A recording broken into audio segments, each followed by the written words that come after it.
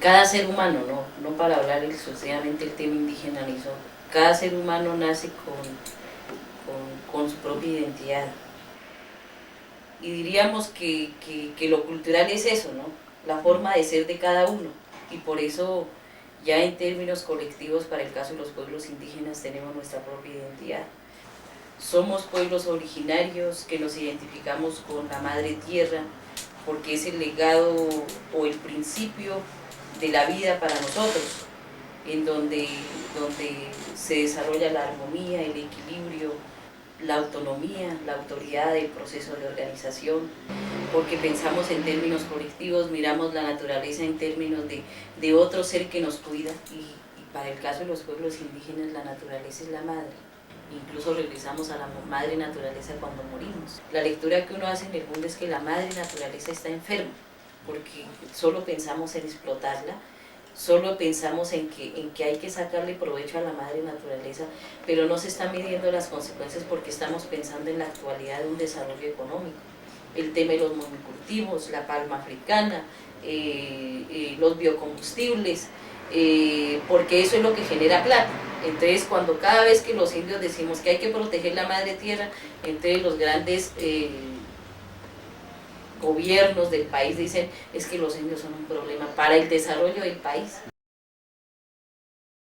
La cultura de paz respeta la cultura de otras culturas. Todo el mundo indígena, campesino, agrocolombiano defiende su dignidad, defiende su propia vida. Yo creo que el verdadero camino, lo que realmente en el marco de esa de esa diversidad nos identifica, es el tema de la defensa de la dignidad y la vida, pero con la diferencia en que cada uno tenemos un proceso de vida diferente. Por ese sistema de imposición que hubo, entonces la mujer es menos que el hombre, o que el hombre es menos que la mujer, o que el indio es menos que el blanco, o que el negro también es menos que el blanco. Entonces empieza a ver el tema del racismo y la discriminación. Entonces hay una palabra que dice nas nasa finzeñiza, y cuando se habla en ese término es cómo vivir como gente de pueblo originario. Y entonces, ¿qué significa? Significa en que el nas nasa, o esa gente, era muy respetuosa, sabía convivir o sabe convivir en comunidad. Y hablábamos del tema de la dignidad, por eso se hablaba mucho del equilibrio y la armonía. Los indios no es que fueron salvajes, los salvajes fueron los que acabaron con ese legado histórico, ¿sí?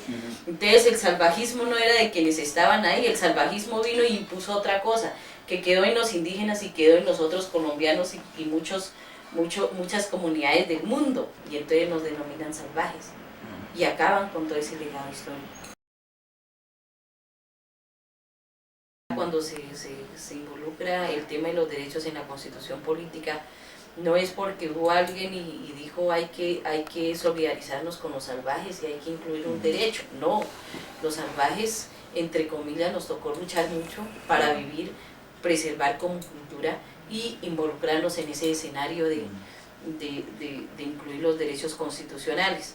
Salud, un derecho fundamental para los colombianos y colombianas. ¿Usted cree que a usted le están garantizando el pleno derecho a la salud? Seguramente no. No, porque hoy está diseñado bajo ese sistema de desarrollo económico mundial. Entonces la salud se volvió un negocio. Entre más enfermos, más venta de servicios. La ley acondiciona al paciente para que se enferme. Ese es el sistema de desarrollo. Entonces uno por eso dice, es la política de muerte y no política de la vida. Entonces el gobierno no resuelve el tema del hambre, no resuelve el tema de la salud, de la educación, pero resuelve el tema de la guerra. Y los pueblos terminaron siendo marginados, desplazados, asesinados, confinados.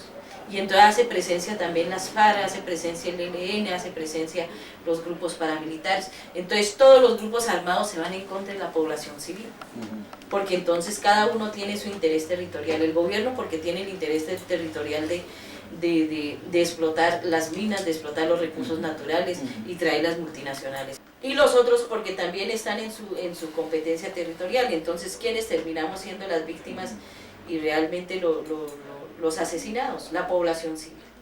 Entonces, ¿cómo hemos resistido? Yo diría que en este marco el proceso histórico del Consejo Regional Indígena del Cauca nos ha permitido resistir en comunidad.